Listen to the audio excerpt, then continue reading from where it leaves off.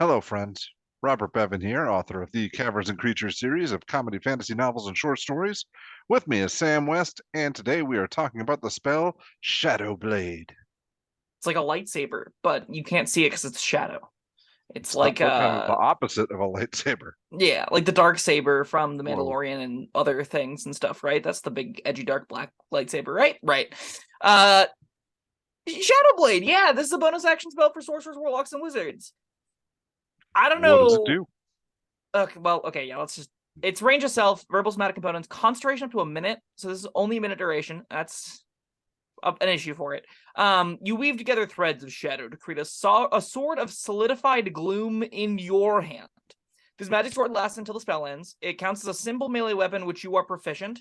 It deals 2d8 psychic damage on hit and has finesse, light, and thrown properties. The thrown range is 20 over 60. In addition, whenever you use the sword to attack a target that is in dim light or darkness, you get advantage on the attack roll. Hmm. Neat. If you drop the weapon or throw it, it dissipates at the end of turn. Thereafter, when the spell persists, you can bonus action to summon it back. So, like, if you throw it at somebody, it goes away, and then you summon it back, and then you throw it, and then you summon it back, and you throw it, that kind of thing. At higher levels, you do more damage with the sword. Don't upcast this. Well, maybe upcast this, but probably not. It does an extra d8 damage per spell level. So third or fourth, give it a d8. Fifth or sixth, give it another d8, and then seventh or higher gives it to 5d8. So, basically, this is a magic weapon that is a spell. It isn't a new way of attacking. This doesn't give you more attacks. This doesn't attack as a bonus action or anything. It just uses a bonus action to get this 2d8 finesse simple weapon. And it's light, so you can offhand attack with things too if you have another weapon on hand, or maybe this is the light weapon that you have with your rapier or whatever. I don't know. What immediately jumps to mind is like, do you want to be concentrating on Shadow Blade on any build that wants to be like a martial character like this? I don't want to be. I don't want to be concentrating on anything when I'm fighting with a sword. Yeah, That. it's hard to maintain that. Yeah, and if I want to fight with a sword, I'll be a fighter. Or But I'll, use a sword. yeah, or use Because a sword. those are perfectly acceptable options. Let me ask you this question though, because this is the one thing that stood out to me. Mhm. You attack with advantage in darkness. Does that like so if you're in darkness, like dark darkness, Yes. in which case you would be attacking with disadvantage, does this spell give you advantage instead? It nullifies the disadvantage. So if you can't see in magical darkness and you make an attack with advantage while you have disadvantage, they cancel each other out. How advantage and Oh, disadvantage always function is that if you are ever given one while you have the other, they cancel each other out first. So if you have like 3 instances of advantage and 2 of disadvantage, you just have advantage because they cancel and advantage is left. all right. That's unfortunate. That was going to be my saving grace for the spell. If you ever find yourself in, pitch black darkness and you can't Mhm. see, then whip this spell out and now but you don't have the advantage. That's true. Um, I really struggle to find like a spot where any of the sorcerer, warlock, or wizards that can build with this really want to. The number one option that jumps to my mind, because it's the only one of the 3 that get multi-attack. I mean, Bladesinger kind of gets multi-attack. Is warlocks with Thirsting Blade, which is the pact invocation that lets them take extra attack. Now, to get that in the first place, you have to be a Pact of the Blade warlock. You have to jump through like 30 different hoops to get extra attack on your warlocks to begin with. Then you have like a really powerful. It's kind of like getting great sword attacks, which is a pretty good, and it's a little bit better than great sword attacks because they're 2d8. I don't know how much better that is than just like Hex. Just like a bonus d6 damage on top of your already, like, you could be using a great sword with your Thirsting Blade. Then you're doing 3d6 damage with 2 attacks. That's better than 2d8. That seems better than this, and that's like just at a second level. If you upcast this, it becomes like a little bit better, and as a warlock, you have to upcast this as you go through the ranks. So like maybe you're a 5th level blade lock, and you're like, my main hand is a Shadow Blade doing 5d8 damage, or sorry, 48 damage, and then my offhand is just like a dagger, and that's doing 1d4 plus nothing because you can't get any like extra bonuses off that. And then it's just fine, I guess. Multi-attacking 5d8 swords are good. I really struggle to see, like, imagine you go in with a character and you draw your Shadow Blade, you make an attack with it, and you go, great, I did an action for my full turn, I made a 5d8 weapon attack, I made two of them, two 5d8 weapon attacks for 5th level spell slot, and then you get hit a bunch of times and the spell goes away and you are sad. And that's what I think Yeah, is, and like, you the have most no common weapon. use case of this. Yeah. You're stuck with a dagger, and you've burnt your spell. Yeah, and like this doesn't even use any of the pact invocation stuff that you have to do to get here, right? Like you want to take Pact of the Blade and you want to empower that, conceivably use your pact weapon to make your attack rolls, and Shadowblade's just like, you could use me instead. And that doesn't seem that much Well, more worth it. It's probably still fine. It's just like kind of counterintuitive and not, it doesn't like gel with the things that want to be using it, I don't think. or what if your packed weapon was like you were saying before? This could be your offhand attack. Sure, so your main hand is a rapier, your offhand is a 5d8 psychic damaging Shadow Blade. So now you're doing a d8 plus 3 and then 5d8. That feels very similar to a d4 plus 3 and 5d8. I'm not seeing Yeah, like a huge difference in what your actual main hand weapon here is, because yeah. you want both attacks to always be the Shadow Blade. You want the 10d8 damage, because a 5th level spell slot for 10d8 damage is not that bad. It's pretty good. You have to hit both times, but that's not unreasonable. On a class like Warlock with only concentration minute of duration, that is a taller order because you only have 2 spell slots. So 2 spell slots, using one of them to do, if you ever get 4 attacks hit, I'd say it's probably worth it. And that doesn't seem super unreasonable. I don't know. I think there's build around potential here. I'm skeptical because its duration is so short. I would rather have the summoning stuff. I'd rather have longer duration, like 10 minute to an hour long duration effects on my warlocks. Building around things like Hex let me use my packed weapons and the Hex to do more damage over longer periods of time, and I have a way more consistent build that way. With where Shadowblade lands, it's just like really hit or miss, literally. And that is tricky. I don't know I don't exactly how to rate it.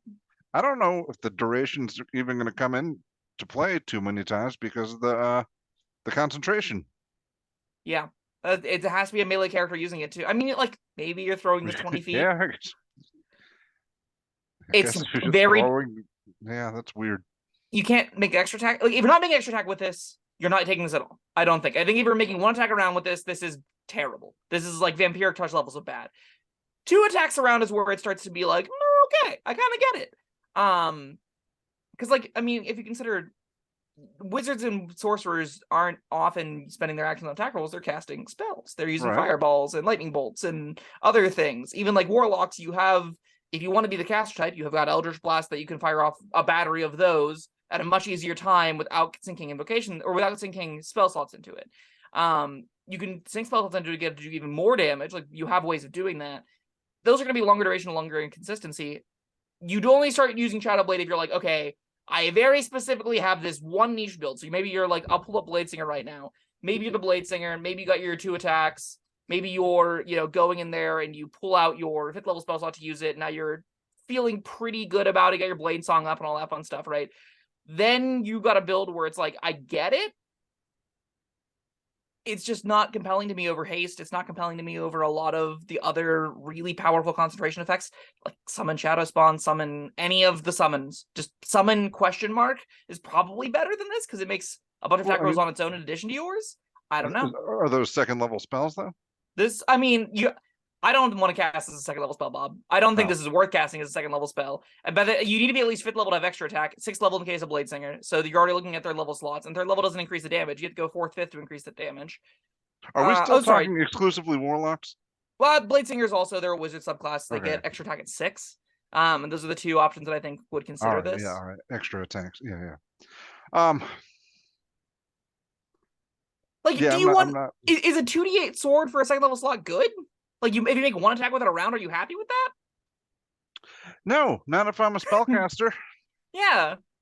That's duration? not what I want to be doing. I mean, if I want to hurt somebody, which is the only conceivable use I have for what the hell is this called? Shadow Blade. Shadow Blade. I mean, I'm not cutting toast with it. Yeah, if I want to hurt somebody, I'm going to use some real spells. Yeah. I think I've kind of talked in circles a lot. If you're one of the 2 options, if you're the Thirsting Blade Warlock or the Bladesinger Wizard, this is probably fine if you're always using 5th level or 4th level slots for it. But like you said before, if you're the Thirsting Blade Warlock, you have a thirsty weapon that you want to use. But like, to be honest, there's not really a better way to get that to do this kind of damage. Like, this definitely out damages, unless you're using actual magic weapons. The Yeah, packed well, weapon I you mean, get is not doing anything close to 5d8 damage a swing, and this does 5d8 damage a swing whenever you got it at 9th level. And all that's right, at ninth notable. level, are you not going to have a magic weapon by then? A 5d8 psychic magic weapon is a tall order. Now, granted, you probably are going to be in a situation where you're going to have a decent magic weapon, like maybe you got like a +1 longsword or whatever. And then you use this, get 4 attacks with it, it goes down, and then you revert back to using your d8 pack weapon by bonus action summoning into your hand and all that fun stuff. That seems like the real use case for this, in which case this is like a big Nova-y, splashy, huge damage burst out of a martial character, and that's probably fine. I think that has a place in this game. I don't think this spell should have been printed at 2nd level at all. I think this spell probably should have started as a 5th level spell. You should have been like, when you cast it, you get a 48. I can't believe I almost blew that off. A 48 multi-attacking weapon. That is where like you start wanting to cast this spell. Lower than that, it's not better. It's not so much better than a regular weapon attached to a hex or a regular weapon attached to a hunter's mark that I'm like eager to take it. And you're probably better off with longer duration, more impactful stuff. All right. My takeaway is this spell is takes more like mental effort to use than I'm willing to put in. That's fair. If you're one of 2 niche builds, go for it. If you're not, this spell doesn't have text. 1 attack at this is not enough ever. So, yeah, Blade Singers and Thirsting Blade Warlocks out there, have fun. At All right. 9th level. Do you have a rating? Probably a 3. It goes well in those builds. Anywhere else, it's garbage. Don't take it. Yes, for making me think too hard and still come up with not much. I'm giving it a 1. I don't like this one. All right, fair enough. All right, that was Shadow Blade. It's too bad. Shadow Blade sounds cool. I mean, it gives you a cool Shadow Blade weapon. Yeah, it does yeah, that. yeah. It just kind of blows if you're only making 1 attack roll around with it. All right, I'll give it a 2. I'm not being fair, but that's all. All right, that was Shadow Blade. Thank you, Sam, and thank you everyone for joining us. We'll see you next time. Bye-bye. Thank you for watching. If you found this helpful, informative, or entertaining, I'd really appreciate it if you hit the like button below. You needn't smash it. A gentle tap will suffice. If you want to see more videos like this, subscribe to the channel. And make sure you check out the links in the description, where you'll find my Caverns and Creatures series of comedy fantasy novels, Sam's full review of the spell, and other fun things.